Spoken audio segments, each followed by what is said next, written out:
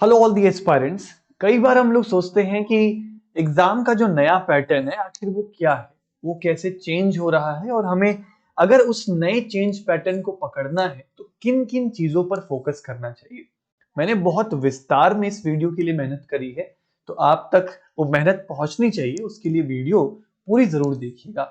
आप self study करते हैं, आप चाहे कहीं से भी पढ़ते हैं, आपके लिए ये वीडियो बहुत इंफॉर्मेटिव होगी और इस तरीके की जानकारी आपको YouTube पर कहीं नहीं मिलेगी, इसका दावा हम आपसे कर सकते हैं।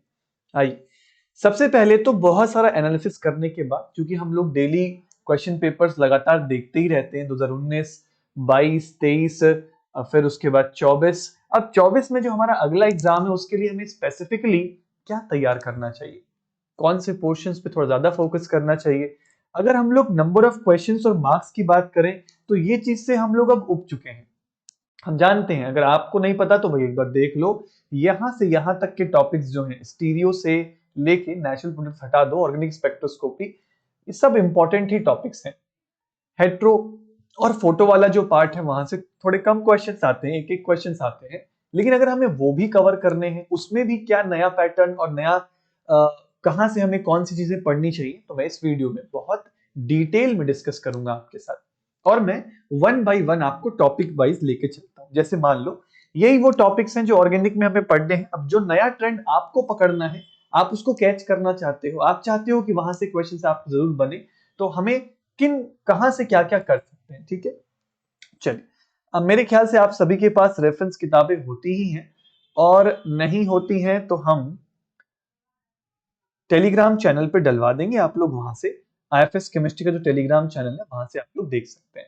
तो मैं सबसे पहले स्टार्ट कर रहा हूं फर्स्ट बुक से, जो कि होगी कैरी सैंडबर्ग की किताब। मैंने टॉपिक स्टार्ट किया एरोमेटिसिटी। अब एरोमेटिसिटी टॉपिक के लिए आप क्या कर सकते हैं, आप जेरी मार्च भी देख सकते हैं, आप कैरी सैंडबर्ग भी देख सकते हैं। अब क्या करो, आपने नोट्स पढ़ लिया, सब कुछ अच्छा है, आप देखना चाहते हो कि नए ट्रेंड के सवाल कहां से बनते हैं, तो आप ये वाला चैप्टर खोलो, एरोमेटिसिटी वाला चैप्टर। अब इसमें आप पूरा पढ़ो मत, क्योंकि इसमें पढ़ोगे ना तो कुछ समझ नहीं आएगा, कुछ खास चीजें नहीं दी हुई है। जब आपके बेसिक्स क्लियर हो जाते हैं, आप नोट्स बना लेते हो, आप क्वेश्चंस प्रैक्टिस कर लेते हो, तब आप थोड़ा सा किताबों के सिर्फ एग्जाम्पल्स को देखा करो। जैसे ये देखो, कॉट की रिंग है, साइक्लोऑक्टाटेट्राइन, हम लोग पढ़ते हैं इसको, इसके बारे में तुमने देखा। फिर ऐसे ही थोड़ा सा और स्क्रॉल करेंगे, नीचे जाएंगे, कॉट के बारे में हमें ये बता रहा है ना। फिर हमने यहाँ पे बहुत सारे एग्जाम्पल्स पढ़े होते हैं, जैसे पहला वाला एग्जाम्पल देखो, अपने कॉपी में किया होता है, नॉन एरोमेटिक एग्जाम्पल होता है ना, तो इनके बारे में थोड़ी बहुत नॉलेज यहाँ मिलेगी। जैसे देखो, अब अचानक से एक क्वेश्चन आ गया, अब आप अगर आपकी यादाश्त तेज है ना, तो यही क्वेश्चन एग्जाम में भी पूछा गया, हूबहू यही कॉपी पेस्ट किया गया है सीएसआईआर नेट एग्जाम में। तो हम जब एक बार खाली एग्जाम्पल्स को ही गो थ्रू करते हैं तो हमें बहुत मदद मिलती है। अब है तो ये रिएजेंट का क्वेश्चन, लेकिन डाल एरोमेटिसिटी में रखा है, तो हमें कुछ पढ़ना नहीं, हमें सिर्फ ये क्वेश्चंस प्रैक्टिस करने हैं, ताकि हम लोग नए पैटर्न को पकड़ सकें। और इससे ना कॉन्फिडेंस भी आता है। जैसे ये दोनों मॉलिक्यूल्स हम जान रहे हो कि एरोमेटिक है, ठीक है, तो थोड़ा सा आपको कॉन्फिडेंस आएगा। और ये वाला एग्जांपल देख लिया, 12 एनोलिन देख लिया आपने, 16 एनोलिन देख लिया। तो एरोमेटिसिटी के लिए आप ज्यादा कुछ मत करो, इसमें जो थोड़े बहुत एग्जांपल्स मेंशन किए गए हैं उनको एक बार देख लो। 18 एनोलिन आई थी अभी, हमने वो देखा, ठीक है। इसमें कुछ पढ़ने लायक ज्यादा मिलेगा नहीं। अब जैसे ये एक चार्ट मिला, एक टेबल मिला, अभी रिसेंटली मैंने एक शॉर्ट वीडियो बनाई थी आप लोगों के लिए यूट्यूब पर, मैंने यहीं से बनाई थी, तो इसको आपने, इसके जितने भी एग्जांपल्स हैं वो सॉल्व कर लिए।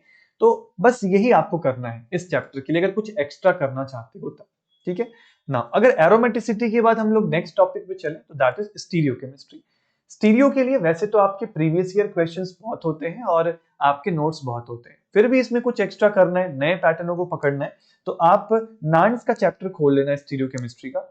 जैसे देखो, हम लोग रेट ऑफ ऑक्सीडेशन पढ़ते हैं ना, कि एक्सियल सेंटर पर रेट ऑफ ऑक्सीडेशन फास्ट होता है, तो देखो प्रॉपर टॉपिक दिया हुआ है, ऑक्सीडेशन ऑफ एल्कोहल, फिर समझा रखा है कि क्यों होता है इसके अंदर ऐसा। फिर यहाँ पे ना कुछ एग्जांपल्स मिलेंगे, जैसे इन्होंने इसको चेयर फॉर्म में बनाने के लिए कहा है, इन एग्जांपल्स को ट्राई करो स्पेसिफिकली। जैसे ये वाला एग्जांपल है, इसमें आपको बताना है कि रेट ऑफ एस्टरिफिकेशन क्या होगी डेकालीन में अलग अलग बदल के, तो ये एग्जांपल तुमने ट्राई किया। यहाँ से थोड़ा सा नीचे आए, रिएजेंट्स का बहुत ही अच्छा एग्जांपल है, एग्जाम में सीधा पूछा जा सकता है, ये ट्राई कर लिया थोड़ा सा। फिर ये कुछ सेट ऑफ 5 एग्जांपल्स हैं, देखो कितने प्यारे प्यारे एग्जांपल्स हैं, यही आपके एग्जाम में डायरेक्ट 2-2 नंबर के अंदर आ जाते हैं, ठीक है। और जैसे मैं आपको एग्जांपल दिखाऊं, तो ये वाला एग्जांपल देखो, ये वाला क्वेश्चन अभी रिसेंटली पूछा गया था एग्जाम में, अब मेरे ख्याल से जून वाले पेपर में ही आया था, जून 2024 में, कि डीएमएसओ के प्रेजेंस में और फिर आइसोऑक्टेन के प्रेजेंस में बताना है कि कौन सी फॉर्म डोमिनेट करेगी, यहाँ बताना है कौन सी फॉर्म डोमिनेट करेगी। तो जो नए पैटर्न के सवाल मैंने ऑब्जर्व किए स्टीरियोकेमिस्ट्री के, वो यहाँ से बनते हैं। जैसे यूपीएससी जियो साइंटिस्ट का जो एग्जाम होता है उसमें ये वाला क्वेश्चन पूछ लिया था एज इट इज। तो स्टीरियो के लिए हम थोड़ा बहुत ये कर सकते हैं। प्लस एक और बुक होती है निमई तिवारी, आप इसके भी कुछ ना एक्सरसाइज देख सकते हो, उसमें बहुत प्यारे प्यारे क्वेश्चंस दिए हैं। जैसे यहाँ दिया है कि पहचानिए होमोमर्स कौन है, फिर उसके बाद एनेंशियोमर्स कौन है और डायस्टेरियोमर्स कौन है। तो एक्सरसाइज मिल गई, तो इस एक्सरसाइज के क्वेश्चंस को सॉल्व कर लिया ना। तो इस तरीके से थोड़ा सा और प्रैक्टिस आ जाएगा, प्रैक्टिस बढ़ाने के लिए। हालांकि स्टीरियो के लिए previous year question, mock test और नोट्स बहुत हो जाते हैं और उतना ही उसे करना भी चाहिए। फिर भी बढ़ाना चाहते हो तो यहाँ से कर सकते हो, या मेरे सेशंस ले लेना यूट्यूब पे, वो भी मोर देन सफिशिएंट हो जाएगा। फिर उसके बाद हम लोग आएंगे अगले टॉपिक पर, that will be your reaction mechanism. ठीक है, रिएक्शन मैकेनिज्म में यार SN-NGP और फ्रेगमेंटेशन वाला जो पोर्शन है वो इंपॉर्टेंट होगा। तो मैं इसके लिए क्लेडन किताब में आना पड़ेगा। जो चैप्टर होगा ना, रुको मैं बताता हूँ, ये चैप्टर 39 है, तो चैप्टर 38 ये फर्स्ट एडिशन है। अब यहां से तुम्हें एक्सरसाइज चैप्टर के एंड में जो तुम्हें प्रॉब्लम्स मिलते हैं, जैसे ये वाला प्रॉब्लम देखो, अब इसमें सोल्यूशन को हाइड करो और क्वेश्चन को खुद से सॉल्व करो। ठीक है, इसकी सोल्यूशन बुक भी रख लेना, कभी फंस जाओ तो उसमें से देख लिया। ठीक है, पहला क्वेश्चन देखो फ्रेगमेंटेशन का है, ये क्वेश्चन देखो फ्रेगमेंटेशन प्लस एल्डोल रिएक्शन करा रखी है ना। यहाँ पर भी देखो 3 मेंबर रिंग की फ्रेगमेंटेशन है। ये क्वेश्चन देखो, इसकी भी फ्रेगमेंटेशन, इसकी, ये हमें सेम प्रोडक्ट मिलने वाला है, पुश एंड पुल मैकेनिज्म पर है। ये वाला क्वेश्चन याद करो, प्रीवियस ईयर में आया हुआ है 2 मार्क्स के अंदर, ये हमसे पूछा जा सकता है। तो हमें ऐसे क्वेश्चनों को क्या करना है जी, ट्राई करना है। ये वाला क्वेश्चन बहुत ही प्यारा है, इसको आप लोग ट्राई कर सकते हो। ठीक है, तो थोड़ा सा फ्रेगमेंटेशन मतलब कि रिएक्शन मैकेनिज्म में इसी चैप्टर के थोड़ा एनजीपी फ्रेगमेंटेशन प्रैक्टिस कर लेना, जो थोड़ा एक्स्ट्रा आपका कवर अप करा देंगे। ठीक है, फिर उसके बाद अगर हम लोग नेम रिएक्शंस की बात करें, तो इसमें ना यार मैंने ढूंढ के एक किताब निकाली है। अब इस किताब में तो बहुत कंटेंट नहीं है, लेकिन इसका ना इंडेक्स पेज बहुत प्यारा है। तो मैंने क्या किया है, सारी नेम रिएक्शन जो तुम्हें एज अ नेट एस्पायरेंट पता होनी चाहिए वो मैंने येलो कर दिया है, सब एक्स्ट्रा ही है।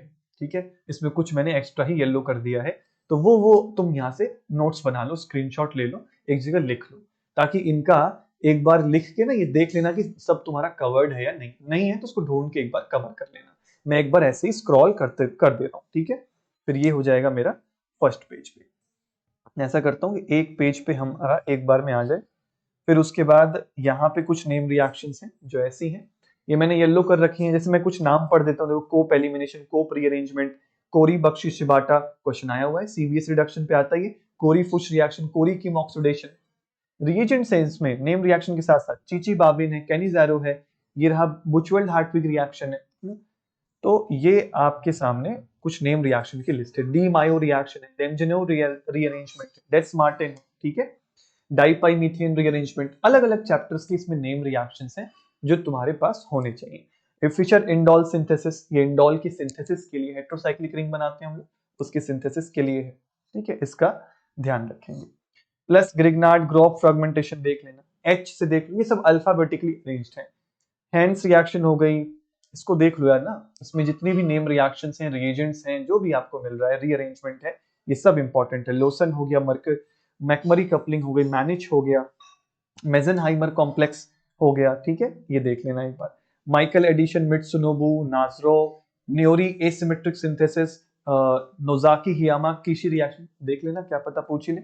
Oppenheimer, Paterno Buchi. तो जो मैंने येलो नहीं किया है उसके चक्कर में मत पड़ना, जो मैंने येलो किया है वही बहुत ज्यादा हो जाएगा मेरे दोस्त, उतना भी अगर कर लोगे ना तब भी बहुत हो जाएगा। ठीक है, इसको देख लेना, वीडियो पॉज करके आराम से तुम लोग देख सकते हो। ठीक है, लिस्ट बना लेना, सॉमलेट हाउजर रीअरेंजमेंट, सोनोगाशिरा रिएक्शन, ये सब है।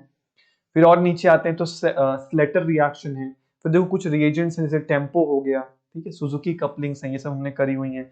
विल्समर हैक है, विटिग है, वुल्फ जिगलर है, तो ये 1-2 विटिग रीअरेंजमेंट है, यहाँ तक W तक ये खत्म हो जाता है। तो ये सारी तुम्हारे पास होनी चाहिए नेम रिएक्शंस के लिए। फिर उसके बाद अगर मैं बात करूं नेक्स्ट रिएजेंट्स, तो रिएजेंट्स में जो नाइन्स की एक सोल्यूशन मैनुअल आती है, उसके लिए उस वाली किताब को तुम कर लो। ये मैं तब कह रहा हूं जब आप लोग नोट्स पढ़ चुके हो, आपने टेस्ट वगैरह दे लिया है, तो अब आपको आना है। जैसे टेम्पो हो गया, टेम्पो क्या करता है आपने पढ़ा हुआ है, सर ऑक्सीडेशन करता है, तो ऑक्सीडेशन करा दिया। फिर NaIO4 दिया हुआ है, डाइऑल की क्लीवेज करता है तो डाइऑल की क्लीवेज करा दी। तो इस तरीके से तुम्हें ये वाले जो क्वेश्चंस हैं इनको अटेम्प्ट करने में, ठीक है। फिर उसके बाद और नीचे आओगे, यहाँ पे तुम्हें इस तरीके से क्वेश्चन मिलेंगे। इन क्वेश्चंस को रिएजेंट, कितने प्यारे प्यारे रिएजेंट्स दिए, इनको सॉल्व कर लिया, नीचे सोल्यूशन मिल गया, थोड़ा बहुत हिंट भी आपको मिल जाता है। तो इस तरीके से आपको सॉल्व करना है। थोड़े मेहनत लगता है इसमें, कई बार डाउट भी फंसता है, पर आप यहाँ से इस सोल्यूशन वाली मैनुअल से रिएजेंट्स, बहुत सारे रिएजेंट्स दिए गए इसमें, हद से ज्यादा, हद से ज्यादा। जैसे ये क्वेश्चन कितना प्यारा क्वेश्चन है, ट्रांसफॉर्मेशन है, आपको खुद से सॉल्व करना होगा। प्लस नेक्स्ट हम लोग आएंगे पेरीसाइक्लिक रिएक्शंस। तो पेरीसाइक्लिक कैरोथर्स के एग्जांपल्स कर लेना। जैसे पेरीसाइक्लिक में क्या करना, हर एग्जांपल जो नंबर दिया गया उसको एक बार नोट्स पढ़ने के बाद और प्रीवियस ईयर करने के बाद ये काम करना है, ठीक है। जो एक्स्ट्रा चीजें हैं वो, अब 3.5 है, एक बार देख लिया फटाफट से क्या इसका आंसर है, ठीक है।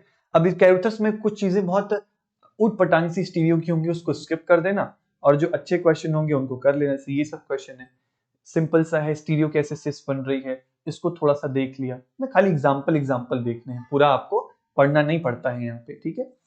फिर इसी तरीके से स्क्रॉल कर लेना, इसमें से रेडिकल केमिस्ट्री भी कर सकते हो, इसमें से पेरीसाइक्लिक भी, और कार्बीन वाला चैप्टर भी इससे कर सकते हो। फिर उसके बाद आपका एक नेक्स्ट फोटो केमिस्ट्री का चैप्टर बचता है। फोटो केमिस्ट्री के लिए पूरा फोटो केमिस्ट्री, देखो फोटो केमिस्ट्री से एक क्वेश्चन आता है, और एक क्वेश्चन के लिए थोड़ा मेहनत करनी पड़ेगी आपको। नॉरिश टाइप जितनी रिएक्शंस हैं, बीटा क्लीवेज रिएक्शन पढ़ लेना, पटेर्नो बुची एक फेमस रिएक्शन है, इसको पढ़ना पड़ेगा। लूमी कीटोन डाइपाई मीथेन रीअरेंजमेंट पढ़ना पड़ेगा।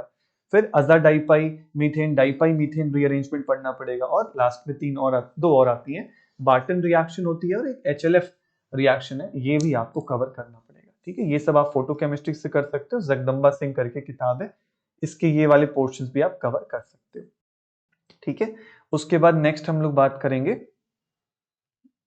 एरोमेटिक केमिस्ट्री के लिए क्या करना है, सॉरी हेट्रोसाइक्लिक केमिस्ट्री के लिए क्या करना है। तो क्लेडन का एक चैप्टर है हेट्रोसाइक्लिक रिएक्शंस का, आप ये भी कवर कर लोगे ना तो मोर देन सफिशिएंट हो जाता है। जैसे इसमें पिरिडीन की रिएक्शंस होंगी, पायरोल की रिएक्शंस होंगी, तो शुरू में थोड़ा इंट्रोडक्शन दिया गया है। जैसे यहाँ पिरिडीन के बारे में बताया गया है, ये रही पिरिडीन की रिएक्शंस, एन ऑक्साइड्स कैसे बनते हैं, पिरिडीन क्यों नाइट्रेशन नहीं दिखाती है। तो खाली इनके रिएक्शंस करने पड़ेंगे, तभी कर पाओगे जब बेसिक्स क्लियर हैं तब, ठीक है। फिर उसके बाद स्पेक्ट्रोस्कोपी के लिए पाविया किताब है, ये कर सकते हो। पाविया में अब क्या क्या पकड़ना है तुम्हें पाविया में। पाविया में जैसे मान लो ये मॉलिक्यूल है, अब इसका फ्रेगमेंटेशन, इसका जो स्प्लिटिंग पैटर्न है वो कैसा होगा, इसका डबलेट ऑफ डबलेट आएगा, क्या जे वैल्यूज होंगी, तो स्पेक्ट्रा बनाया गया, उससे थोड़ा सा मैच कर लिया, समझ रहे हो। फिर ये ट्री डायग्राम खुद से बना के देखा, फिर इससे मैच किया, ये थोड़ी बहुत प्रैक्टिस कर सकते हो। फिर और थोड़ा सा स्क्रॉल करना, एक चीज और कर लेना, क्लेडेन का NMR का जो चैप्टर है उसके भी एग्जांपल्स एक बार आपको देखने होंगे, अगर आप नए ट्रेंड को पकड़ना चाहते हो तब, ठीक है। अब जैसे इसमें मैं तुम्हें कुछ जे कपलिंग्स वाला भी दिखाता, हाँ जैसे ये वाला क्वेश्चन देखो, इसी बार एक क्वेश्चन ऐसा आया था ना जिसमें मैच द कॉलम करना था, नहीं दिसंबर 2023 में आया था, एकदम सेम ऐसे ही पैटर्न का था कि इसका डबलेट ऑफ डबलेट आएगा, इससे 4J और इससे 16J, इससे 10J और इससे 16J, सिस वाला 10J के आसपास।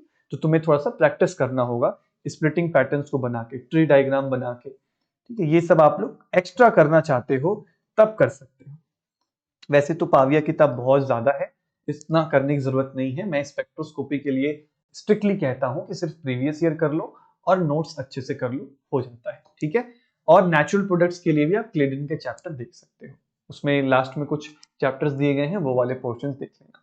इतना करने भर से आप ऑर्गेनिक में काफी अच्छा स्कोर कर सकते हैं। और ये नई नई चीजें जो आपको इनकलकेट करनी है उसके बारे में मैंने बता दिया। यस, तो जिन बच्चों को फ्रेश तैयारी करनी है वो क्या कर सकते हैं, they can start with this 9 दिसंबर को जो बैच स्टार्ट हो रहा है, आप इसमें इनरोल हो सकते हैं। हम यूट्यूब पे आपको पढ़ाते हैं, हमारे जो लाइव लेक्चर्स होते हैं वो ऐप पर होते हैं। ऐप पर पढ़ने के लिए आपको कोर्सेज पे आना पड़ेगा, उसके लिए 9 दिसंबर को बैच स्टार्ट हो रहा है, वो स्टार्ट करना है, ठीक है। बैचेस के अंदर ये सारी किताबों का मिश्रण हम ऑलरेडी डाल देते हैं, आपके नोट्स में होती हैं चीजें, तो उतनी मशक्कत करने की जरूरत आपको नहीं पड़ती है। प्लस आपको मॉक टेस्ट देना है, ये सारे मॉक टेस्ट आपको क्या लगता है कहाँ से फ्रेम किए गए, इन्हीं सारी चीजों से मिला के फ्रेम किए जाते हैं। तो you should go with this mock test also, जिनका भी 1 मंथ या 2 मंथ में भी एग्जाम है उनको मॉक टेस्ट देना है, ठीक है। चलिए, wish you all the best. उम्मीद करते हैं वीडियो से बहुत कुछ सीखा होगा। अब इनमें से जो भी चीजें अच्छी लगी हैं उसको आप अपना सकते हैं। Thank you so much, take care, bye bye, happy learning.